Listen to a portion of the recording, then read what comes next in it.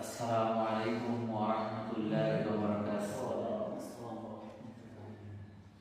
ইন্নাল হামদালিল্লাহ নাহমাদুহু ওয়া নুসাল্লি আলা রাসূলিল কারীম, আম্মা বাদ। আল্লাহ পাকের নিকট লাখো কোটি শুকরিয়া যে মহান আল্লাহ তাআলা আমাদেরকে পবিত্র শুক্রবার জুমা নামাজ আদায় করার জন্য মসজিদে আসার মতো তৌফিক দান করেছেন। এই জন্য মহান আল্লাহর নিকট শুকরিয়া আদায় করি, আলহামদুলিল্লাহ।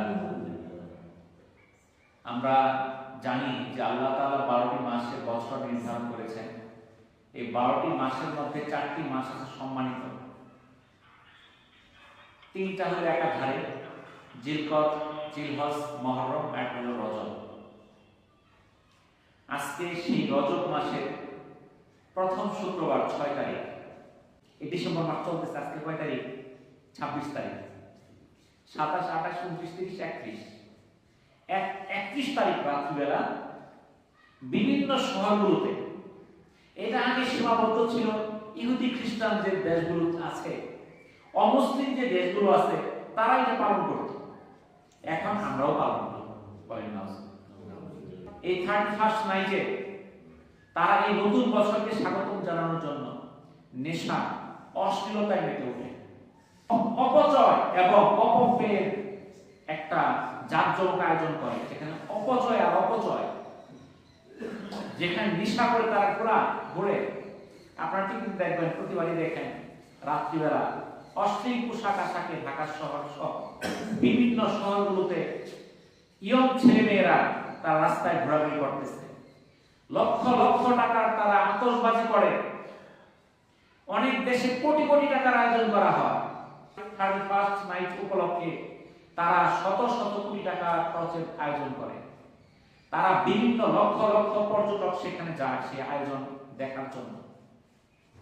এই অপসংস্কৃতি, এটা ইসলামের বিধান অনুযায়ী মারাত্মক অপরাধের কাজ। যারা অমুসলিম তারা করে, তাদের কাছে এটা অপরাধ নয়, কিন্তু আমরা মুসলমান, আমাদের কাছে কিন্তু এটা মারাত্মক অপরাধ। সারা বিশ্বের মুসলিম মনীষীগণ এই দিবস সম্পর্কে, এই অপসংস্কৃতিকে হারাম বলে ঘোষণা করেছে। এটার উৎপত্তি কবে থেকে? যে ইংরেজি সন, এই গ্রেগরিয়ান ক্যালেন্ডার বর্তমানে পরিচালিত, সেটা 1582 খ্রিস্টাব্দ থেকে চালু হয়। বাংলাদেশের আগে ব্যাপকভাবে চালু হতো না। বাংলাদেশের 2000 সালের 31 ডিসেম্বর মধ্যরাতে এই মিলেনিয়াম বা সহস্রাব্দ পালনের মধ্য দিয়ে আমাদের দেশে এটা ব্যাপকভাবে উদযাপন করার একটা রীতি শুরু হয়ে গেছে। এই অপসংস্কৃতি সাধারণত বিত্তশালী, উচ্চবিত্ত, যাদের টাকা পয়সার অভাব নাই, এইসব পরিবারের যুবক যুবতীদের মাঝে ক্যান্সারের মতো ছড়িয়ে পড়েছে। এই যে 31st নাইটে এই অশ্লীলতা, এই অপচয়, এই নেশায় যারা লিপ্ত হয়ে যায়, এগুলো ইসলাম বিরোধী কাজ। 1 নাম্বার, এটা বিধর্মীদের সঙ্গে সাদৃশ্যপনা। আল্লাহ রাসূল আমাদের বিধর্মীদের সাদৃশ্য করতে বর্জন করেছে। এটা বিজাতীয়দের, অমুসলিমদের একটা সংস্কৃতি। আল্লাহ তাআলা সূরা আল ইমরানের 19 নম্বর আয়াতে বলেন, নিশ্চয়ই আল্লাহর নিকট ইসলামই একমাত্র মনোনীত ধর্ম। একমাত্র মনোনীত ধর্ম কোনটা? ইসলাম। আল্লাহ তাআলা সূরা আল ইমরানের 85 নম্বর আয়াতে বলেন, যে ব্যক্তি ইসলাম ছাড়া অন্য কোনো ধর্মের অনুসরণ করবে, কখনো তার কোনো আমল গ্রহণ করা হবে না, আর পরকালে সে ক্ষতিগ্রস্তদের অন্তর্ভুক্ত হবে। এই যে আমরা অমুসলিমদের অনুসরণ করতেছি, তাদের সঙ্গে তাল মিলে আমরা 31st নাইট উদযাপন করতেছি, যদি আমরা করি তাহলে আমাদের কোনো আমল গ্রহণ করা হবে না এবং পরকালে ক্ষতিগ্রস্তদের অন্তর্ভুক্ত হতে হবে। এটা সূরা আল ইমরানের 85 নম্বর আয়াতে আছে, আপনি অর্থটা দেখেন, যাচাই করে। আল্লাহ রাসূল সাল্লাল্লাহু আলাইহি সাল্লাম বলেন, যে ব্যক্তি কোন সম্প্রদায়ের সাদৃশ্য অবলম্বন করলো, সে তাদেরই অন্তর্ভুক্ত। বলেন না? তাই আমরা যদি সেই সকল অমুসলিমদের রীতি অনুসরণ করি, তাদের অনুকরণে 31st নাইট উদযাপন করি, রাত্রিবেলা আমরা আমরা গানের আয়োজন করি, আমরা ড্রাম বাজাই, আমরা বক্স বাজাই, আমরা উন্মোদনা করি, তাহলে সেই ইহুদি নাসারাদের সাদৃশ্য আমাদের হতে হবে এবং তাদের হাসন নসর সেই ইহুদি নাসারাদের সাথেই হবে। 2 নাম্বার, এই রাত্রিতে শহরগুলোতে 8 অর্থনগ্ন পোশাক পরে নারী পুরুষ উন্মাদনা করে। নবী করিম সাল্লাল্লাহু আলাইহি সাল্লাম বলেন, যেই নারীরা পোশাক পরা সত্ত্বেও উলঙ্গ পর পুরুষকে আকৃষ্ট করে, নিজেরাও আকৃষ্ট হয়, যাদের মাথা বাঁকা উঁচু কাঁধ বিশিষ্ট উটের মতো, তারা জান্নাতে প্রবেশ করতে পারবে না, এমনকি জান্নাতের সুগন্ধিও পাবে না। মুসলিমের 2128 নম্বর হাদিস। এই যে 31 ডিসেম্বর রাত্রিবেলা অনেক মেয়েরা যারা শহরগুলোতে অশ্লীল পোশাকে অর্ধ উলঙ্গ অবস্থায় তারা নেশা করে উন্মত্ত হয়ে যায়, তাদের উদ্দেশ্যে এই হাদিসটা এসেছে। তারা জান্নাত তো পাবেই না, জান্নাতের সুগন্ধও পাবে না। আমাদের মুসলমানদের সন্তানরাও সেখানে আছে। অনেকের শরীরের মধ্যে এই 31st নাইট উপলক্ষে ট্যাটু আঁকায়, শরীরের মধ্যে লেখে, রং করে। ওমর রাদিয়াল্লাহু তাআলা বলেন, যেই নারী নকল চুল ব্যবহার করে, অন্য নারীকে নকল চুল এনে দেয়, নিজের শরীরে উল্কি অঙ্কন করে, ট্যাটু অঙ্কন করে, অন্য জনের শরীরে উল্কি অঙ্কন করে দেয়, রাসূল সাল্লাল্লাহু আলাইহি সাল্লাম তাদের প্রতি অভিশাপ দিয়েছেন। এটা সহিহ বুখারী 5598, সহিহ মুসলিমের 5693 নম্বর হাদিস।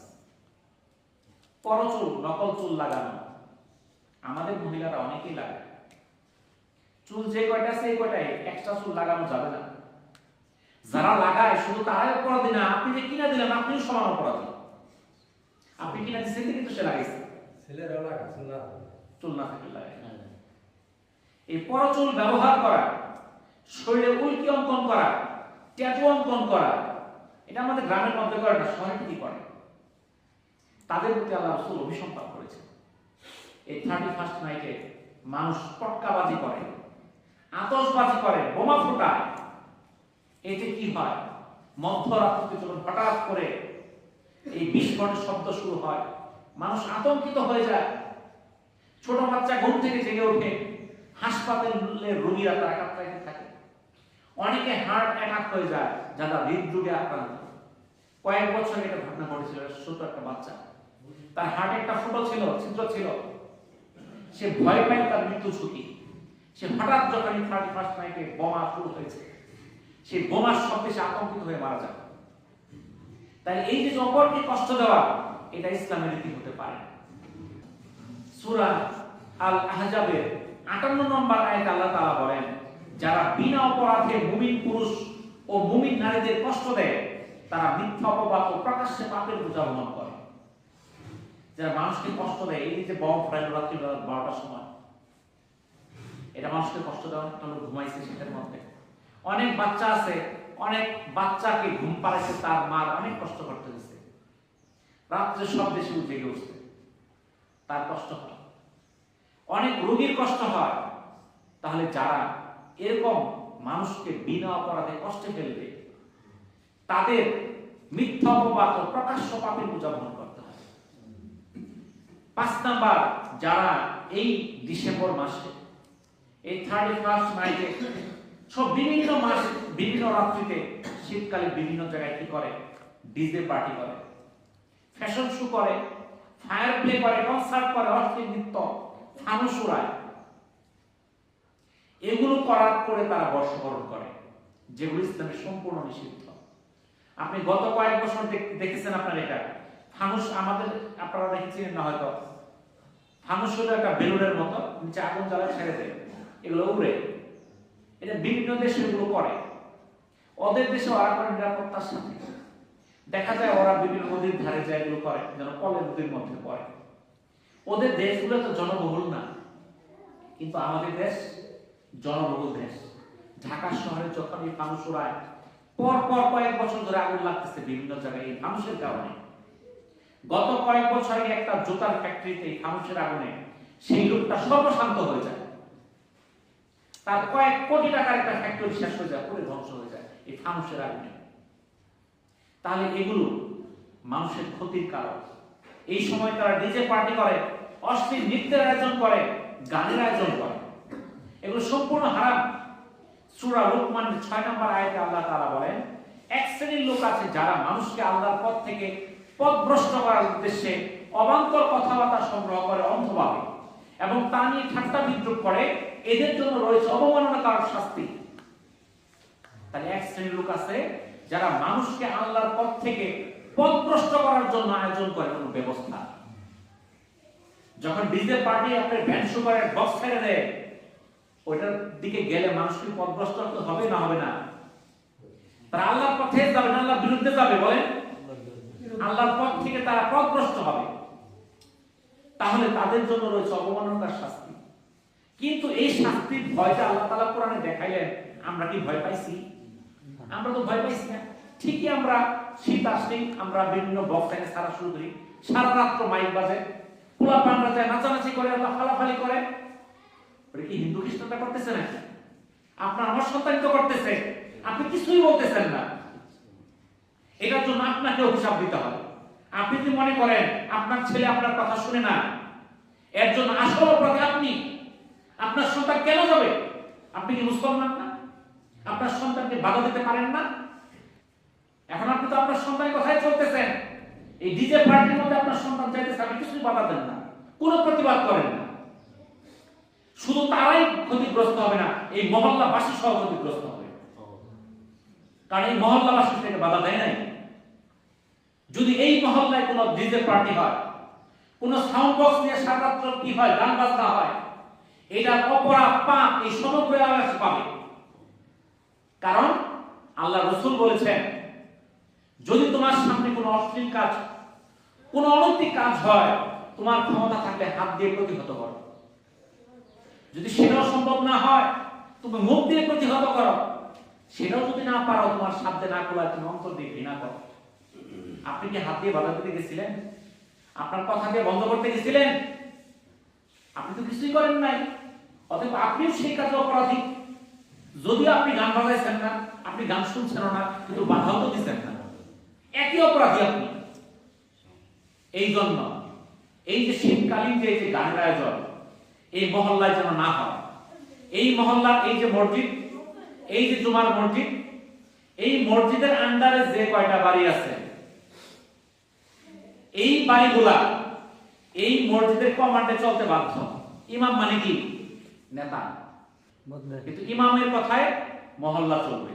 এই মহল্লার জমিতে যেন কোনো গান বাজনার আয়োজন না হয়, এটা আপনারা দেখবেন, আপনাদের দায়িত্ব। হ্যাঁ, আমার আর দরকার নাই, আমি বেতন ভুক্ত ইমাম না, আমার চাকরি যাইতো না। বুঝছেন কিছু? অনেক জায়গায় ইমাম সাহেব বলে চাকরি জায়গা, আমার চাকরি যাওয়ার কিছু নাই। এই 31st নাইটে 6 নাম্বার যে আয়োজন করে মাদক সেবনের আয়োজন, বিভিন্ন শহরগুলোতে বাড়ে। এই দিন লাইনকে লাইন মানুষ যায়, মাতাল হয়ে যায়। এই দিন মানুষ যায় নেশা করে। আল্লাহ তাআলা সূরা আল মায়েদা 91-92 আয়াতে বলেন, মুমিনগণ মদ, জুয়া, মূর্তি পূজার বেদী, ভাগ্য নির্ণয়ের স্বর, ভিন্ন বস্তু শয়তানি কাজ, সুতরাং তোমরা তা বর্জন করো, যাতে তোমরা সফলকাম হতে পারো। মদ ও জুয়ার মাধ্যমে শয়তান তোমাদের মাঝে শত্রুতা ও বিদ্বেষ সৃষ্টি করতে চায়। আল্লাহ স্মরণ ও সালাত থেকে তোমাদের বাধা দেয়। কাজেই তোমরা কি এসব থেকে বিরত হবে না? সূরা মায়েদা আল্লাহ তাআলা বলে দিলেন, এই যে এরকম ভাবে মদ জুয়ার আয়োজন করা এগুলো সম্পূর্ণ নিষিদ্ধ। এই 31st নাইটে যুবক যুবতীরা অবৈধ মেলামেশা লিপ্ত হয় আবাসিক হোটেলগুলোতে, কমিউনিটি সেন্টারে, পানশালায়, নাচঘর, সিবিচে, নাইট ক্লাবগুলোতে একটা ব্যভিচারের একটা পতিতালয়ে পরিণত হয়ে যায়। আল্লাহ তাআলা সূরা বানী ইসরাঈলের 22 নম্বর আয়াতে বলেন, তোমরা ব্যভিচারের কাছে যেও না, নিশ্চয়ই তা অশ্লীল ও মন্দ কাজ। নবীজি সাল্লাল্লাহু আলাইহি ওয়াসাল্লাম বলেন, অবশ্যই কোন পুরুষ কোন নারীর সাথে নির্জনে একত্রিত হলে তাদের মধ্যে তৃতীয় ব্যক্তি হয় শয়তান। 8 নাম্বার, এই 31st নাইটে হয় অর্থের অপচয়। এই রাত উপলক্ষে মানুষ কোটি কোটি টাকা খরচ করে, বড় বড় শহরগুলোতে ব্যাপক আয়োজন করে। আল্লাহ তাআলা সূরা আরাফের 31 নম্বর আয়াতে বলেন, হে আদম সন্তান, তোমরা প্রত্যেক সালাতের সময় সুন্দর পোশাক পরিধান করো, খাও পান করো, কিন্তু অপচয় করো না। নিশ্চয়ই আল্লাহ তাআলা অপচয়কারীকে ভালোবাসেন। আপনি যে গান বাজনা আয়োজন করলেন, সেটা টাকা লাগছে না? টাকা লাগছে তো। মসজিদে দান করতে ঠিকই কষ্ট হয়। ইসলাম ধর্মের প্রত্যেকটা কাজ প্রত্যেকটা সময় এটি মূল্যবান। এই সময়টাকে হেলায় ফেলা যাবে না। এটা আপনি যা খুশি তাই করতে পারেন না। এই 31st নাইট উদযাপন করতে চাই, ইসলামকে বিসর্জন দিচ্ছে আমাদের মুসলমানদের সন্তানকে। এটা আমরা করতে পারি না, আমাদের সন্তানদেরকে করতে দিতে পারি না। বুঝতে পারছেন?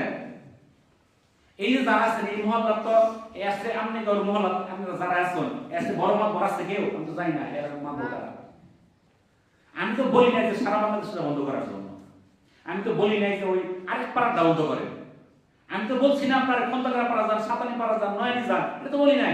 আপনি আপনার মহল্লা 20-50টা বাড়ি, এই 20-50টা বাড়ির মধ্যে আপনি এই ভালো কাজগুলো জারি রাখেন, মন্দ কাজগুলো বন্ধ করেন, এই পাড়ার মধ্যে আল্লাহ রহমত বরকত ভরপুর হয়ে যাবে। সুবহানাল্লাহ।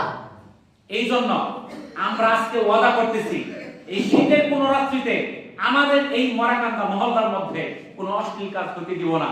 সবাই একটু হাত তুলে দেখাই ইনশাআল্লাহ। আল্লাহ তাআলা আমাদের তৌফিক দান করুন। আমিন। ওয়া আখিরু দাওয়ানা আলহামদুলিল্লাহি রাব্বিল আলামিন। আসসালামু আলাইকুম ওয়া রাহমাতুল্লাহি ওয়া বারাকাতুহু।